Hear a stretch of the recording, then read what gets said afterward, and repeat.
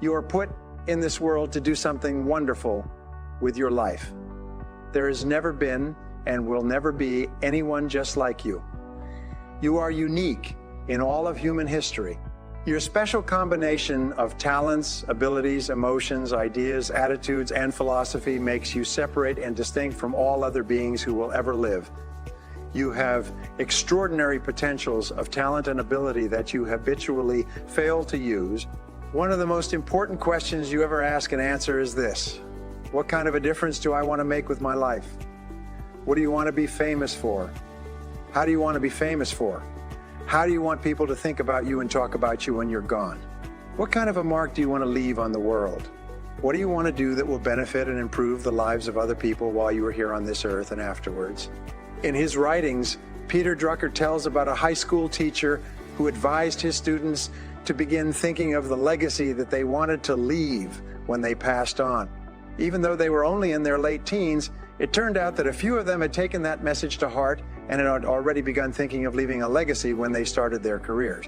Each of those students, he found, had reached far higher levels of success in their careers than had the other students who had not given the idea of leaving a legacy very much thought. And self-respect. They were more serious and self-confident. The thought of leaving a legacy had influenced their thinking and affected their decision-making for several years. What kind of a legacy do you want to leave? Stephen Covey, in his best-selling book, The 7 Habits of Highly Effective People, says that the 4 great goals of life are to live, to love, to learn, and to leave a legacy. It seems that most of the great men and women of history have given a good deal of thought to the contribution they wanted to make to their society while they were alive and after they were dead. Peter Daniels, an Australian businessman, read more than 500 biographies and autobiographies of famous men and women. He found that these men and women all had one thing in common. He called it a sense of destiny. Throughout history, men and women who have left a real mark on their societies have believed that their lives had a special meaning. They believed that they were put on this earth to do some great thing that would benefit mankind. When I was a young man, I traveled by Land Rover through Africa and worked with Dr. Albert Schweitzer at his village of Lambaréné in Gabon.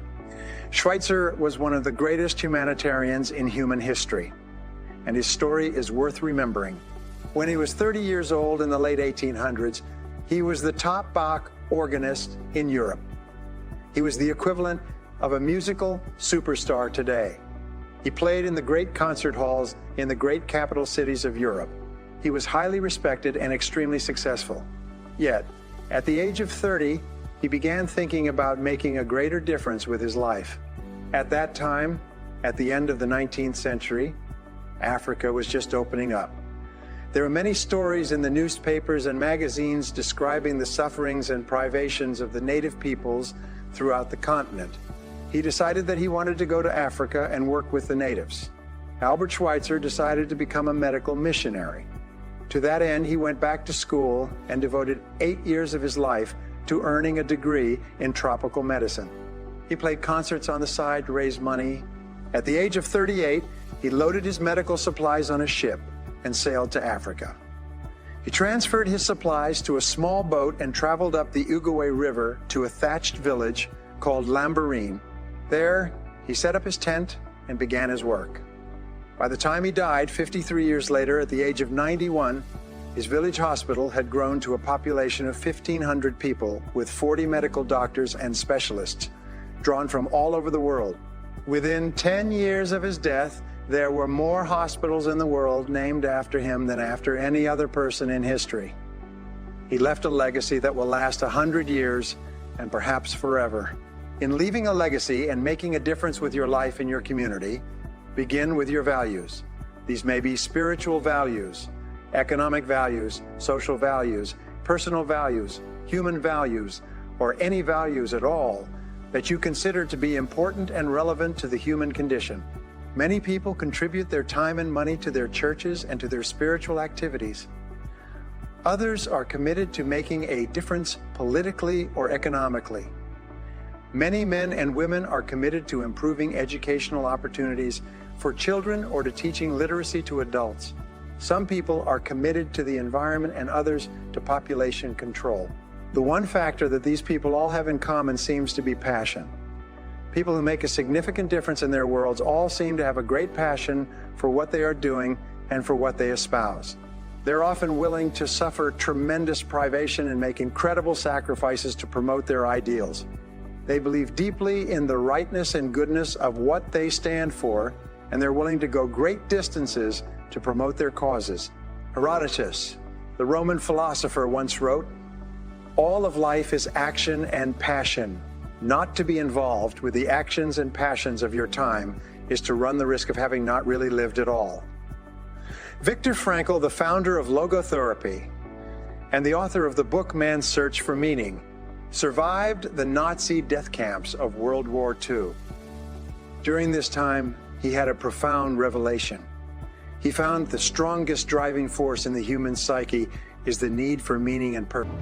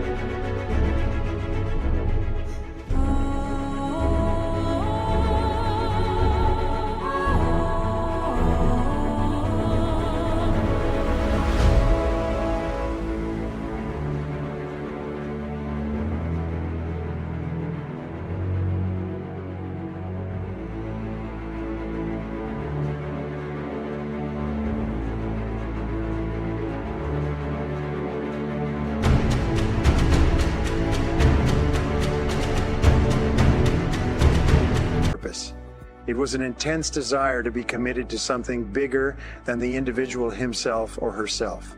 Viktor Frankl concluded that each person needs to be able to commit himself or herself to a cause that is greater than he or she is. Each of us needs to be dedicated to something that helps and benefits the lives of other people in some way. Each of us needs to be able to rise above ourselves, to get out of ourselves, and to put our hearts into doing something that makes a difference in the world and in the lives of others. So, what is your vision of a perfect world? If the world were ideal in an area of great concern to you, what would it look like? Imagine that you could wave a magic wand and bring about the perfect situation. Whatever it would be, what would it look like? When I work with nonprofit organizations around the country, we always start off with a vision statement. In this vision statement, we ask, what is our mission? We ask if we were completely successful in achieving our mission. How would we know? What would it look like? What would happen? What goals would we have to achieve for us to be able to disband this organization and go home content that we had been successful? Look around you in your society. There are many nonprofit organizations aimed at achieving a variety of social goals that need your help. Don't make the mistake of the average person who puts off getting involved until he or she has lots of money.